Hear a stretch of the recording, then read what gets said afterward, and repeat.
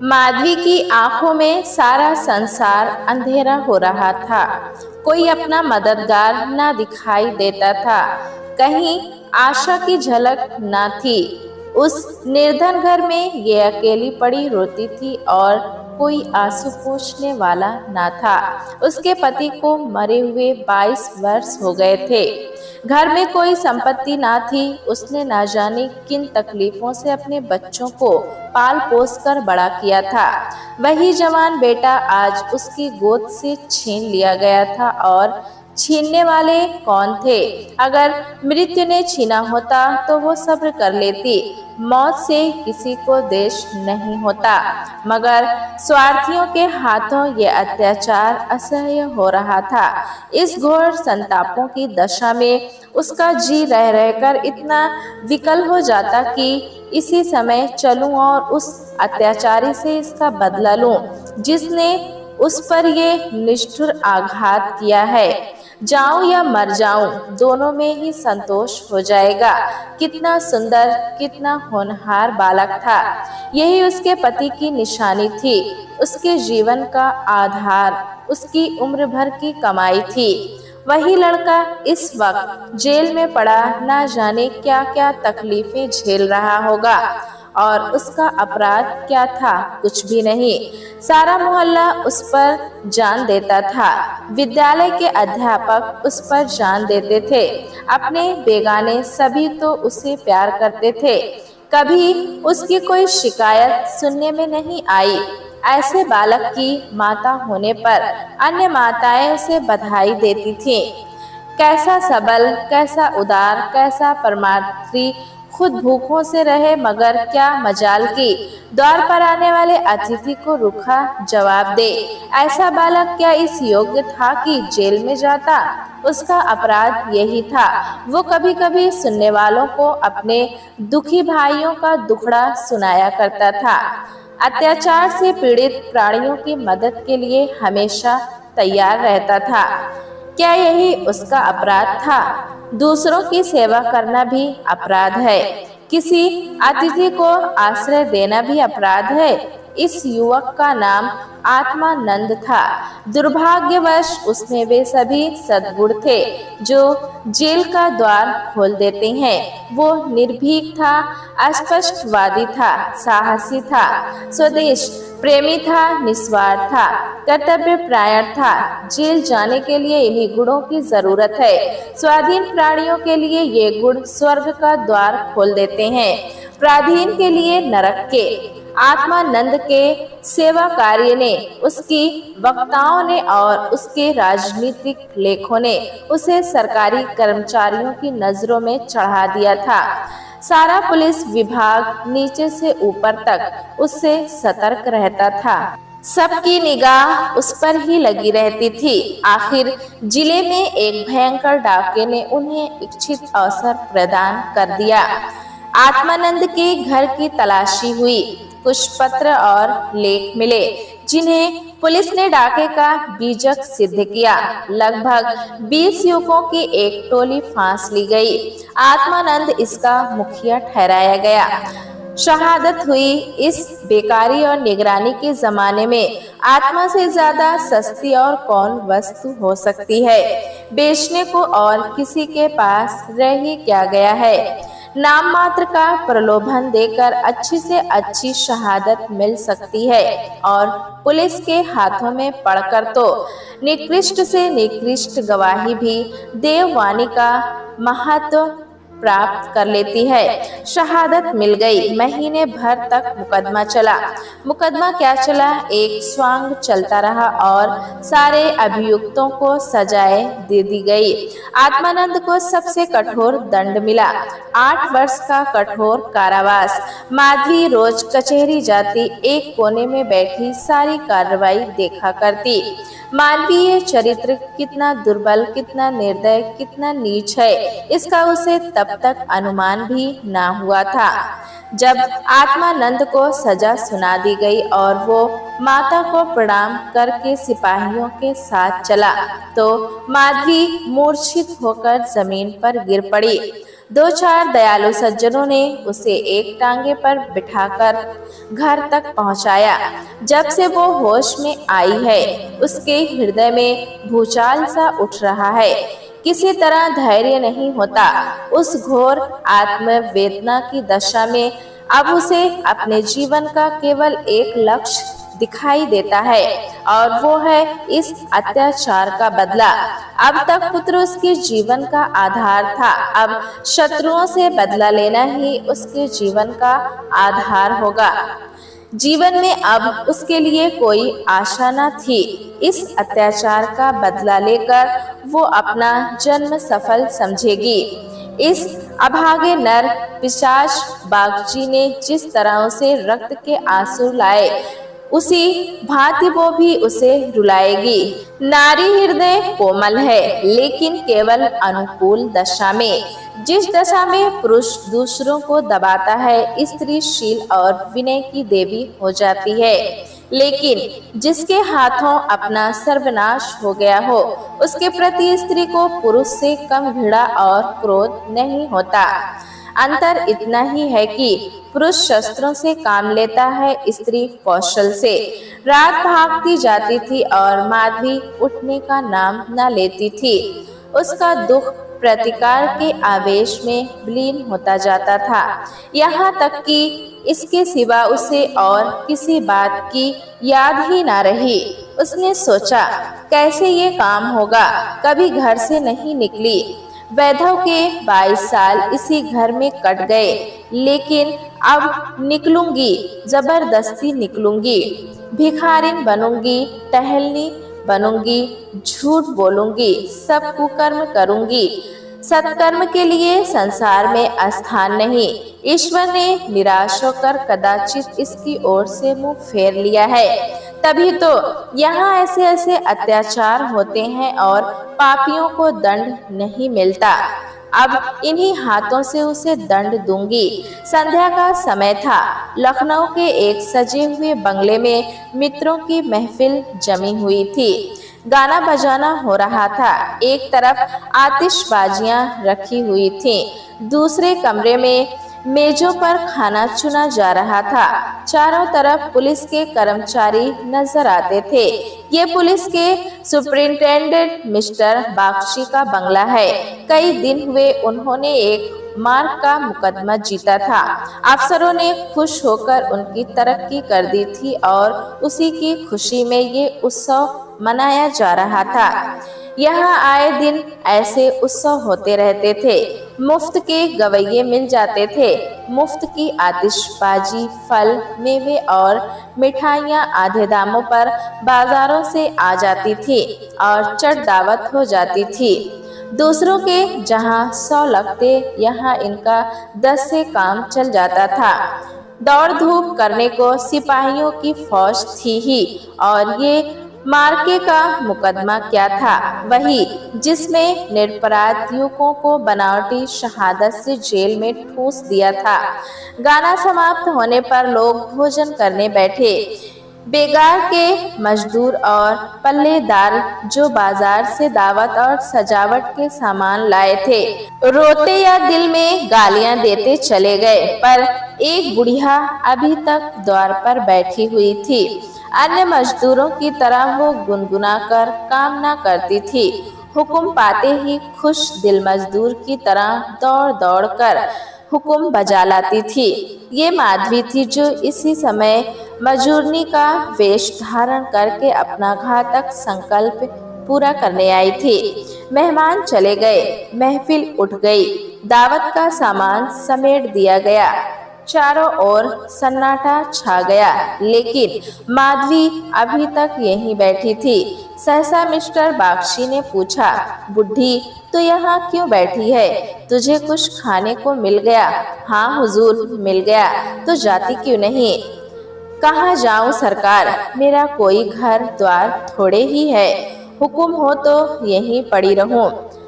पाँव भर आटे की परवस्ती हो जाए हुजूर। नौकरी करेगी? क्यों ना करूंगी सरकार, यही तो चाहती हूँ। लड़का खिला सकती है? हाँ हुजूर, ये मेरे मन का काम है। अच्छी बात है, तू आज ही से रह जा, घर में देख, जो काम बताए वो कर। 1 महीना गुजर गया। माधवी इतना तन मन से काम करती है कि सारा घर उससे खुश है। बहू जी का मिजाज बहुत ही चिड़चिड़ा है। वो दिन भर खाट पर पड़ी रहती हैं और बात बात पर नौकरों पर झल्लाया करती हैं, लेकिन माधवी उनकी घुड़कियों को भी सह लेती है। अब तक मुश्किल से कोई दाई 1 सप्ताह से अधिक ठहरी न थी। माधवी ही का कलेजा ऐसा है कि जलीकटी सुनकर भी मुख पर मैल नहीं आने देती। मिस्टर बागची के कई लड़के हो चुके थे, पर यही सबसे छोटा बच्चा बच रहा था। बच्चे पैदा तो हिष्ट पुष्ट होते, किंतु जन्म लेते ही उन्हें एक न एक रोग लग जाता था और कोई 2-4 महीने, कोई साल भर जीकर चल देता। माँ बाप दोनों इस शिशु पर प्राण देते थे। उसे जरा जुकाम भी हो तो दोनों विकल हो जाते। स्त्री पुरुष दोनों शिक्षित थे, पर बच्चे की रक्षा के लिए टोना टोटका, दुआ तावीज, जंतर मंतर, एक से भी उन्हें इनकार न था। माधवी से ये बालक इतना हिल गया कि एक क्षण के लिए भी उसकी गोद से न उतरता। वो कहीं एक क्षण के लिए चली जाती तो रो रो कर दुनिया सिर पर उठा लेता। वो सुलाती तो सोता, ये दूध पिलाती तो पीता, वो खिलाती तो खेलता, उसी को वो अपनी माता समझता। माधवी के सिवा उसके लिए संसार में और कोई अपना ना था। बाप को तो ये दिन भर में केवल 2-4 बार देखता और समझता ये कोई परदेशी आदमी है। माँ आलसी और कमजोरी के मारे उसे गोद में लेकर चल ना सकती थी। उसे ये अपनी रक्षा का भार संभालने के योग्य न समझता था और नौकर चाकर उसे गोद में लेते तो इतनी बेदर्दी से कि उसके कोमल अंगों में पीड़ा होने लगती थी। कोई उसे ऊपर उछाल देता था, यहाँ तक कि अबोध का कलेजा मुंह को आ जाता। उन सबों से वो डरता था। केवल माधवी जो उसके स्वभाव को समझती थी, वो जानती थी कि कब क्या करने से बालक खुश होगा, इसीलिए बालक को भी उससे प्रेम था। माधवी ने समझा था यहाँ कंचन बरसता होगा, लेकिन उसे ये देखकर कितना विस्मय हुआ कि बड़ी मुश्किल से महीने का खर्च पूरा पड़ता है। नौकरों से एक एक पैसे का हिसाब लिया जाता था और बहुधा आवश्यक वस्तुएं भी टाल दी जाती थी। एक दिन माधवी ने कहा, बच्चे के लिए कोई तेज गाड़ी क्यों नहीं मंगवा देती? गोद में उसकी बाढ़ मारी जाती है। मिसेस बागची ने कुंठित होकर कहा, कहाँ से मंगवा दूं? कम से कम 50 से 60 रुपए में आएगी।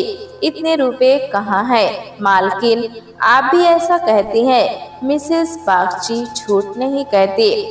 बाबूजी की पहली स्त्री से 5 लड़कियां और हैं।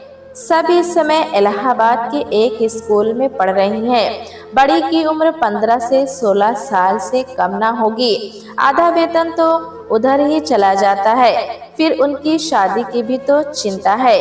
पांचों के विवाह में कम से कम 25,000 रुपए लगेंगे। इतने रुपए कहाँ से आएंगे? मैं चिंता के मारे मरी जाती हूँ।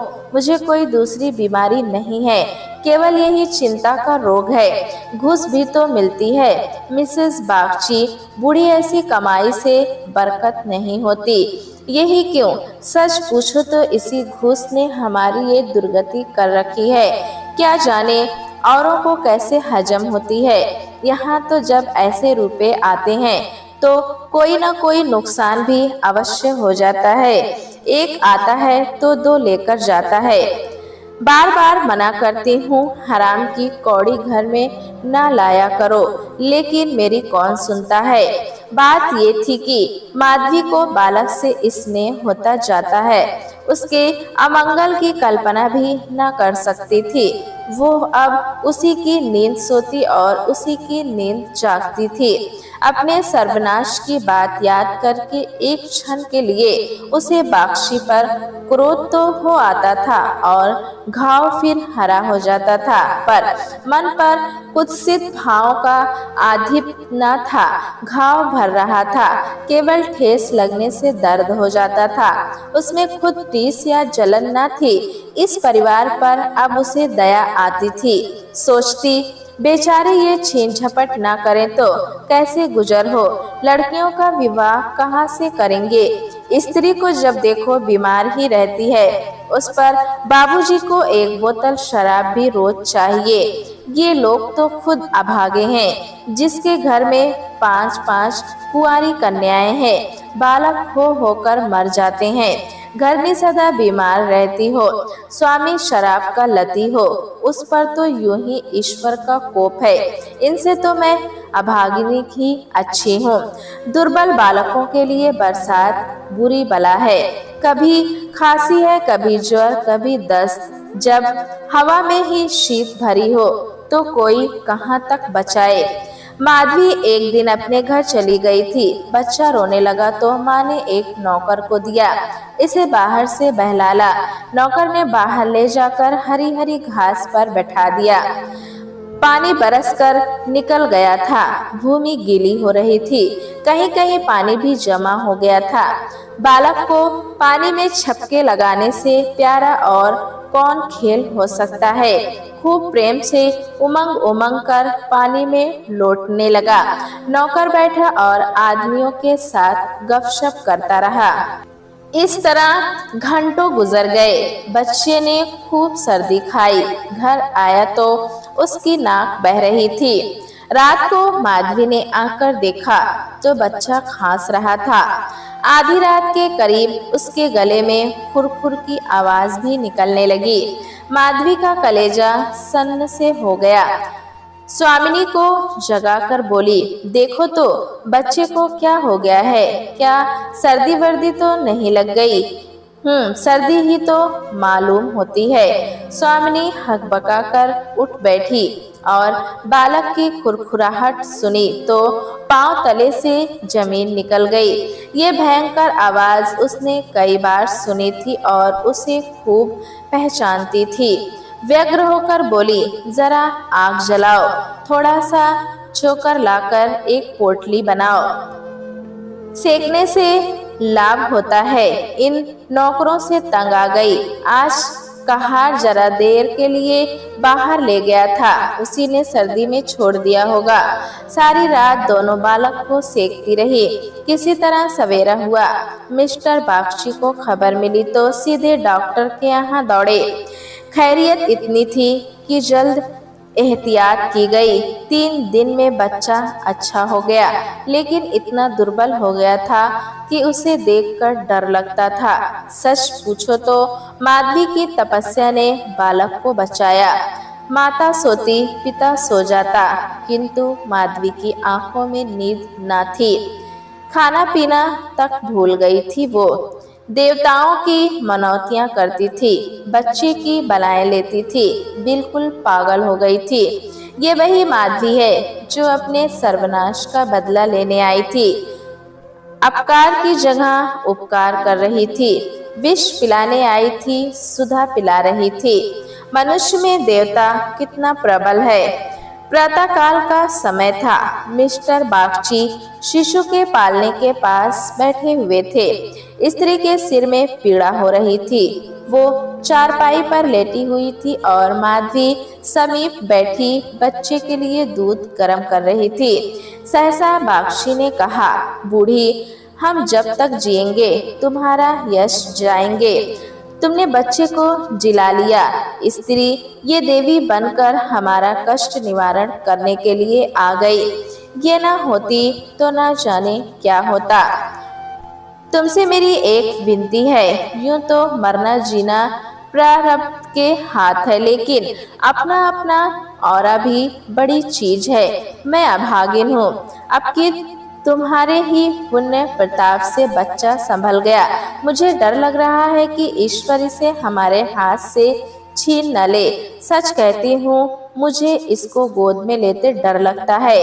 इसे तुम आज से अपना बच्चा समझो, तुम्हारा होकर शायद बच जाए। हम अभागे हैं, हमारा होकर इस पर नित्य कोई न कोई संकट आता रहेगा। आज से तुम इसकी माता हो जाओ, तुम इसे अपने घर ले जाओ, जहाँ चाहे ले जाओ। तुम्हारी गोद में देकर मुझे फिर कोई चिंता न रहेगी। वास्तव में तुम्ही इसकी माता हो, मैं तो राक्षसी हूँ। बहू जी, भगवान सब कुशल करेंगे। क्यों जी इतना छोटा करते हो? नहीं नहीं बूढ़ी माता, इसमें कोई हर्ज नहीं है। मैं मस्तिष्क से तो इन बातों को ढकोसला ही समझता हूँ, लेकिन हृदय से इन्हें दूर नहीं कर सकता। मुझे खुद मेरी माता जी ने एक धोबिन के हाथ बेच दिया था। मेरे 3 भाई मर चुके थे, मैं जो बच गया तो माँ बाप ने समझा बेचने से ही इसकी जान बच गई। तुम इस शिशु को पालो पोसो, इसे अपना पुत्र समझो। खर्च हम बराबर देते रहेंगे, इसकी कोई चिंता मत करना। कभी कभी जब हमारा जी चाहेगा आकर देख लिया करेंगे। हमें विश्वास है कि तुम इसकी रक्षा हम लोगों से कहीं अच्छी तरह कर सकती हो। मैं कुकर्मी हूँ, जिस पेशे में हूँ उसमें कुकर्म किए बगैर काम नहीं चल सकता। झूठी शहादतें बनानी ही पड़ती हैं, निरपराधों को फंसाना ही पड़ता है। आत्मा इतनी दुर्बल हो गई है कि प्रलोभन में पड़ ही जाता हूँ। जानता हूँ कि बुराई का अंत बुरा ही होता है, पर परिस्थिति से मजबूर हूँ। अगर ना करूँ तो आज नालायक बनाकर निकाल दिया जाऊं। अंग्रेज हजारों भूल करे, कोई नहीं पूछता। हिंदुस्तानी एक भूल भी कर बैठे तो सारे अफसर उसके सिर हो जाते हैं। हिंदुस्तानियों को तो कोई बड़ा पद न मिले वही अच्छा, पद पाकर तो उसकी आत्मा का पतन हो जाता है। इनको अपनी हिंदुस्तानियत का दोष मिटाने के लिए कितनी ही ऐसी बातें करनी पड़ती हैं जिनका अंग्रेज के दिल में कभी ख्याल ही नहीं पैदा हो सकता। तो बोलो, स्वीकार करती हो? माधवी गदगद होकर बोली, बाबूजी, आपकी इच्छा है तो भी जो कुछ बन पड़ेगा आपकी सेवा कर दूंगी। भगवान बालक को अमर करे, मेरी तो उनसे यही विनती है। माधवी को ऐसा मालूम हो रहा था कि स्वर्ग के द्वार सामने खुले हैं और स्वर्ग की देवियां उसे आंचल फैलाकर आशीर्वाद दे रही हैं। मानो उसके अंतस्थल में प्रकाश की लहरें सी उठ रही है। इस स्नेहमय सेवा में कितनी शांति थी। बालक अभी तक चादर ओढ़े सो रहा था। माधवी ने दूध गर्म हो जाने पर उसे झूले पर से उठाया तो चिल्ला पड़ी। बालक की देह ठंडी हो गई थी और मुख पर वो पीलापन आ गया था जिसे देखकर कलेजा हिल जाता है। कंठ से आह निकल आती है और आंखों से आंसू बहने लगते हैं। जिसने उसे एक बार देखा है फिर कभी नहीं भूल सकता। माधवी ने शिशु को गोद से चिपटा लिया, हालांकि नीचे उतार देना चाहिए था। कोहराम मच गया। माँ बच्चे को गले से लगाए रोती थी, पर उसे जमीन पर ना सुलाती थी। क्या बातें हो रही थी और क्या हो गया। मौत को धोखा देने में आनंद आता है। वो उस वक्त कभी नहीं आती जब लोग उसकी राह देखते होते हैं। रोगी जब संभल जाता है, जब वो पथ लेने लगता है, उठने बैठने लगता है, घर भर खुशियां मनाने लगता है, सबको विश्वास हो जाता है कि संकट टल गया। उस वक्त घात में बैठी हुई मौत सिर पर आ जाती है। यही उसकी निष्ठुर लीला है। आशाओं के बाग लगाने में हम कितने कुशल हैं। यहाँ हम रक्त के बीज बोकर सुधा के फल खाते हैं, अग्नि से पौधों को सींचकर शीतल छांव में बैठते हैं। हाय मन बुद्धि, दिन भर मातम होता रहा। बाप रोता था, माँ तड़पती थी और माधवी बारी बारी से दोनों को समझाती थी। अगर अपने प्राण देकर वो बालक को जिला सकती तो इस समय अपना धन्य भाग समझती। वो अहिर का संकल्प करके यहाँ आई थी और आज जब उसकी मनोकामना पूरी हो गई और उसे खुशी से फूलाना समाना चाहिए था, उसे उससे कहीं घोर पीड़ा हो रही थी जो अपने पुत्र की जेल यात्रा से हुई थी। रुलाने आई थी और खुद रोती जा रही थी। माता का हृदय दया का आगार है, उसे जलाओगे तो उसमें से दया की ही सुमन निकलती है। पीसो तो दया का ही रस निकलता है। वो देवी है, विपत्ति की क्रूर लीलाएं भी उस स्वच्छ और निर्मल स्रोत कोमलिन नहीं कर सकती। प्यारे दोस्तों, कहानी कैसी लगी हमें कमेंट में ज़रूर बताएं।